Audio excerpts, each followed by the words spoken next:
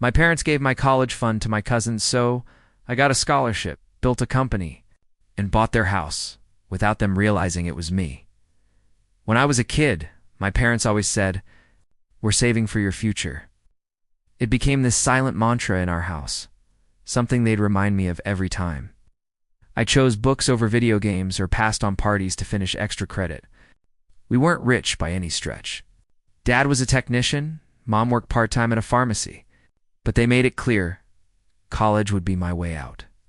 And they were doing everything they could to support it, so I believed them. Every time I walked past our creaky hallway closet, I imagined a folder full of savings statements and bank documents growing like my dreams. I didn't ask for new clothes often. I started tutoring in middle school to build my resume. I said no to senior trips and prom tux rentals, reminding myself, it's okay. They're saving for your future. Then there was Ethan, my cousin. Same age, same school, different world. Ethan could skip assignments, flunk classes, and still be the star of every family gathering. He was funny, smooth-talking, knew how to light up a room. Every adult adored him. Meanwhile, I was the quiet one, the planner. The kid who filled out his FAFSA form 3 months early. Why can't you be more like Ethan? My mom used to say, half joking, after he told some dumb story that made everyone laugh. Ethan's confident. You're too serious, my dad would add, like that was a character flaw. But I didn't care. Because when the lights went off and the house got quiet, I'd lie in bed thinking, they're saving for my future. That's all that matters.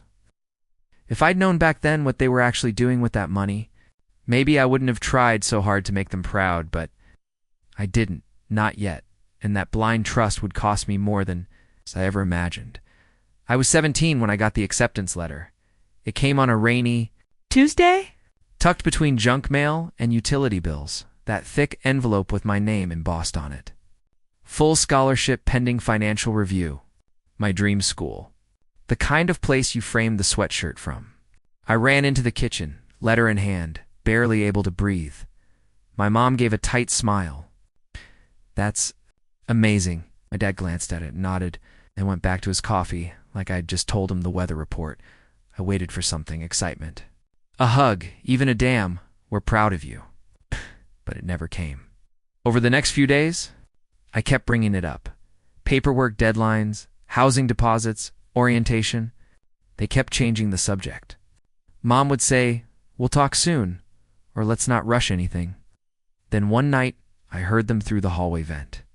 Their voices were low, like they knew I might be listening. Mom, we already made the transfer. There's no taking it back now. Dad, he'll be fine. He's smart. He'll figure something out. Ethan needs this more. I felt cold all over. I waited until the next morning. Sat down at the table, letter in one hand, FAFSA form in the other. Where's the college fund? I asked. My voice shook, but I didn't back down. They didn't even deny it. We gave it to Ethan, my dad said flatly.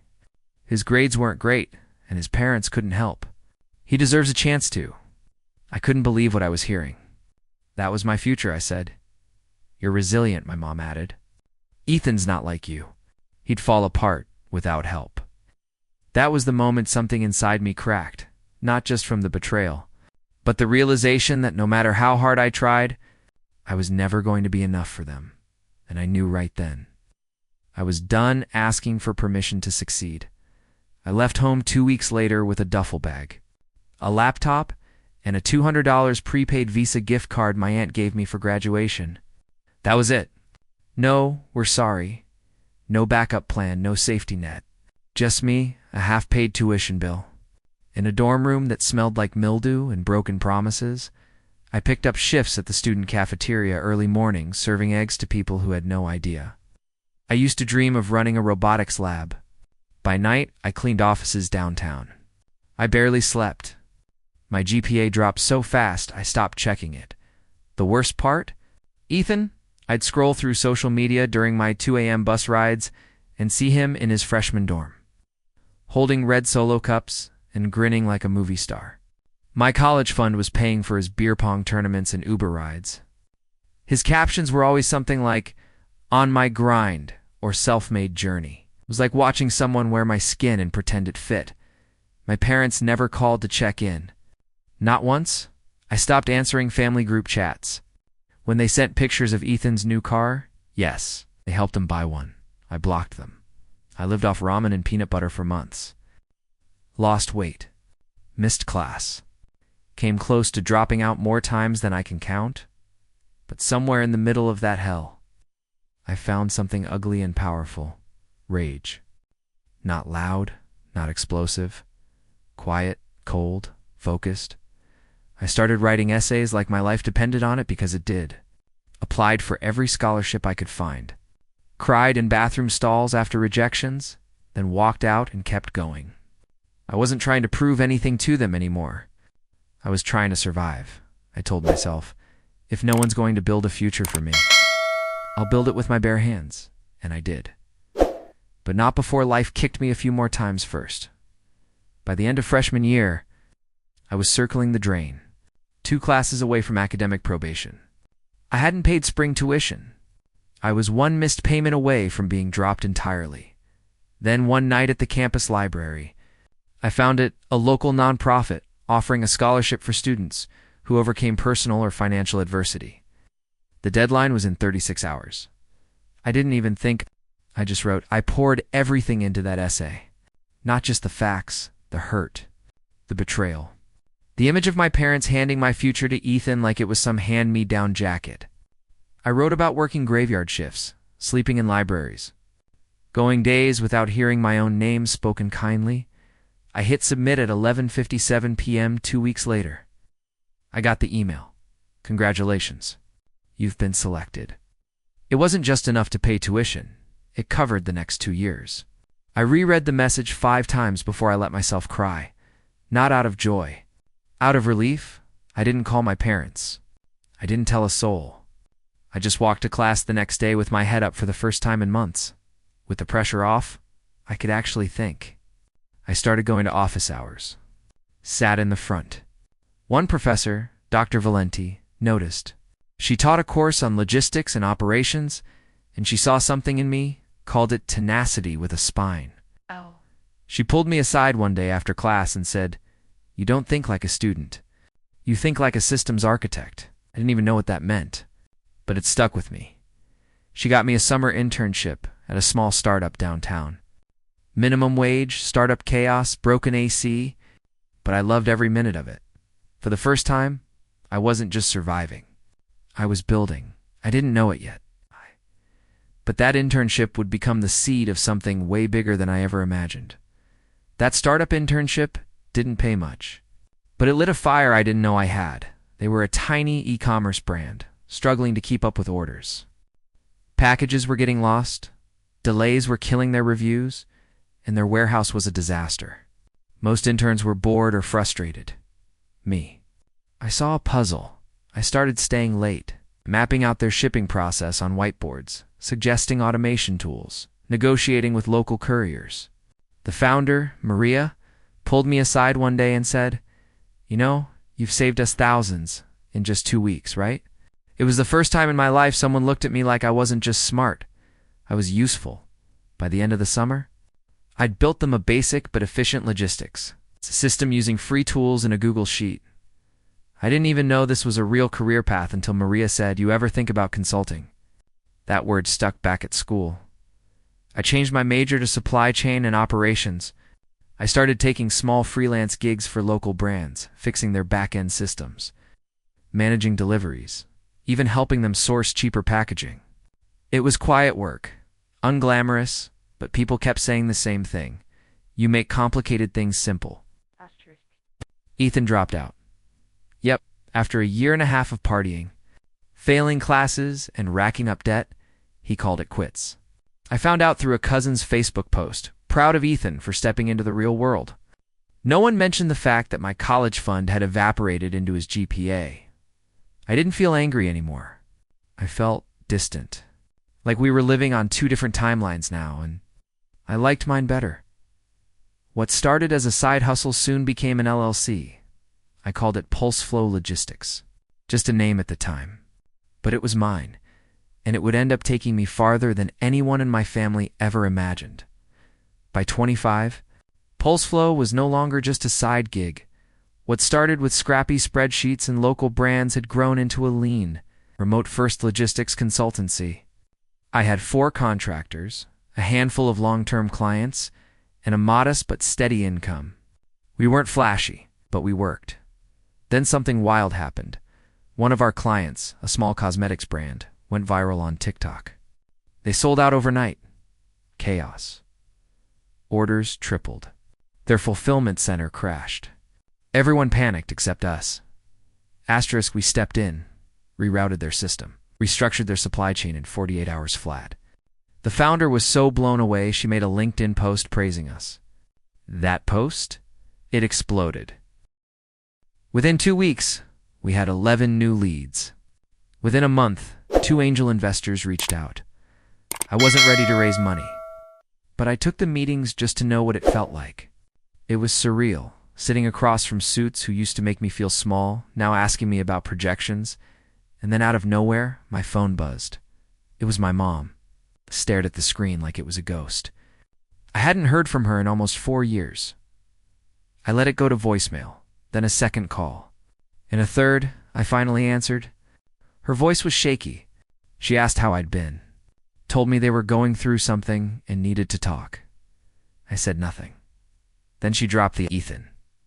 Had convinced them to co-sign a business loan, a real estate flip project. It failed, big time. The debt crushed them. They were behind on mortgage payments, might lose the house. She said, we don't know who else to turn to. Not sorry for what we did. Not we were wrong. Just, we need help now. I told her I'd think about it. Then I hung up and stared at the wall for a long time, because somewhere deep inside me, something cold had started to form. 2 weeks later, I drove back to the house I swore I'd never step foot in again. It looked smaller than I remembered. The shutters were chipped, the lawn overgrown. It didn't look like the home I grew up in. It looked like a memory that hadn't aged well. When my mom opened the door, she gasped. You look different. I didn't smile. It's been a while. Inside, nothing had changed. Same wallpaper, same plastic-covered couch. But now there were unopened bills stacked on the kitchen counter and tension in the air thick enough to chew. Ethan wasn't there yet. My dad tried to talk business, asked what I did exactly. Still didn't get it. Still thought I was just some guy with a laptop. My mom hovered, making awkward small talk, trying to fold in nostalgia like it was sugar in a bitter cup. I made your favorite chicken pot pie. I sat at the table. I didn't eat. Ethan walked in 20 minutes late, dressed like a real estate guru, hair slicked back, fake Rolex glinting. Hey, cousin, he said with that same smug grin. Heard you've been killing it? I didn't respond. Just stared at him. He launched into a pitch, literally tried to sell me on investing in his next project. The same guy who burned through my college fund in their retirement and wanted me to bankroll round 2. My parents sat silently, letting him talk, like maybe I'd say yes. When he finished, I stood up and said, I didn't come here to save you. I came to see how far you'd fallen. And I meant it. My mom whispered, but we're family. I looked her dead in the eye. Were we family when you handed my future to him? The room went still. Ethan looked away. My father clenched his jaw. I left without another word. But I took one last look at the house on my way out because something inside me whispered, You're not done with this place yet. It happened 3 weeks later. I was on a call with a client, half listening while scrolling through real estate listings, a weird habit I'd picked up. And there it was, my childhood home, up for sale. The listing photos were like a punch to the chest. The hallway where I learned to walk. The staircase I used to sit on when my parents fought. My old bedroom now empty beige, stripped of anything resembling a life. They were really doing it. Selling the house. I stared at the screen for a long time. Then I made a few calls. Quietly, strategically. I contacted a lawyer I trusted. Had him set up a shell LLC under my holding company. Then we submitted an all-cash offer to 15% above asking price. No contingencies. Fast close. It was accepted in less than 48 hours. I didn't tell anyone. Not even my team. When I signed the closing documents, I didn't feel triumphant. I didn't feel vengeful. I felt, still, like a clock had finally stopped ticking. I got the keys the following Monday. Pulled into the driveway I hadn't stepped onto since I was a teenager. The grass was dead. The porch light was flickering. I unlocked the front door and stepped. Inside, the air smelled like dust and regret. I walked through each room slowly. The kitchen. The living room. The hallway. My old bedroom, same creak in the floorboard, same cracked molding by the closet. This house had once been the symbol of everything. I thought my parents were saving for me. Now it was mine, not rented. Not borrowed. Not co-signed. Mine. And I wasn't going to live in it. No, I had other plans. Bigger ones. Because the house they gave away, the one they lost, was going to become the headquarters of the empire they never believed I could build. And the best part? They had no idea I owned it. Renovating the house wasn't about design. It was about reclaiming something no one thought I deserved. I hired a small local crew. Told them I wanted clean lines, open space, natural light. We knocked down the old walls, stripped the wallpaper, replaced the floors. I kept the staircase not because it was beautiful, but because I remembered how it used to creak when I'd sneak out to study while everyone else was asleep. Every nail I'd paid for. Every brick we replaced, it felt like erasing their fingerprints from my story. I transformed the dining room into a conference room. My bedroom. It became a glass-walled strategy office. The living room. Now, an open workspace filled with whiteboards and shipping maps. I hung a simple plaque near the entrance. Pulse flow. Logistics. Headquarters clients loved it. They'd walk in, impressed by the warmth of the space. The reclaimed wood accents. The aroma of fresh brewed coffee from the new break area.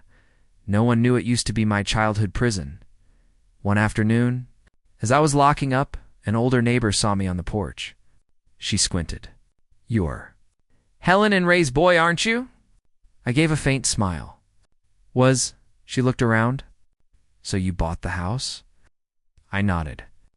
"Well," she said softly, "you always were the quiet one. But I knew you'd end up doing something. It stayed with me. Because this wasn't just about revenge anymore. This was about becoming unshakable. The kid who once begged for scraps at the dinner table was now signing six-figure contracts in the same room he once cried himself to sleep in. I didn't post about it. Didn't gloat. I let the silence do the talking, and it was only a matter of time before that silence brought them right back to my door. It started with an email from my receptionist. Subject line: "Joaquin's asking for you, say their family." I didn't even need to ask who I watched through the security cam as my parents stood at the front desk, visibly uncomfortable. My dad looked smaller than I remembered, shoulders slumped, hair grayer, eyes searching the space like he couldn't recognize it. Ethan was with them. Cheap cologne. Loud blazer. Fake confidence. I waited 10 minutes. Let them sit in the waiting area, surrounded by polished wood, branded decor, a shelf of industry awards. My name engraved on most of them. Then I stepped out. My mother stood. "You work here?" I met her eyes. "I own here." Ethan's smirk evaporated. He looked around, then back at me. "Wait, this is your company?" I nodded. "Welcome to Pulse Flow." My dad cleared his throat. "We didn't know." "Of course you didn't," I said. "You never asked." They tried to play it off like they were proud, like they always believed in me. But desperation doesn't hide well. Finally, my mom said it. "We were hoping. You could maybe offer your father a job, then Ethan too. He's been having a rough time." I almost laughed. Ethan, who spent my college fund partying, who bragged about his failed projects like badges of honor, now wanted me to give him a second chance. I walked them to the center of the office. "This building," I said, "used to be your house." My mom blinked. "What do you mean?" "I bought it. Months ago. Through a holding company. You signed it over to me? Silence. Ethan's mouth opened, but nothing came out. My dad went pale. You didn't just lose a home, I said quietly. You handed it to the one person you thought would never be worth investing in. And then I walked away. Not out of cruelty, but because I finally realized I didn't need their apology. I already had their legacy, and I'd rebuilt it in my own name. They followed me into the boardroom, still stunned. My mom's voice cracked first. We didn't know you were doing so well. I turned slowly. You didn't care to find out. My father stayed quiet. Ethan fidgeted, like he was waiting for the right moment to charm his way out. That moment never came. You know what hurts? I said, folding my arms. It's not that you gave away my college fund. It's that you gave it away so easily. Like I was a backup plan. Like my dreams were disposable. My mom started to cry. We were trying to help Ethan. He needed it more. I stepped forward, my voice steady. No, you just believed he mattered more. She wiped her tears. We made mistakes. But we're still your parents. I nodded. And I'm still your son. The one you threw aside like an extra sock.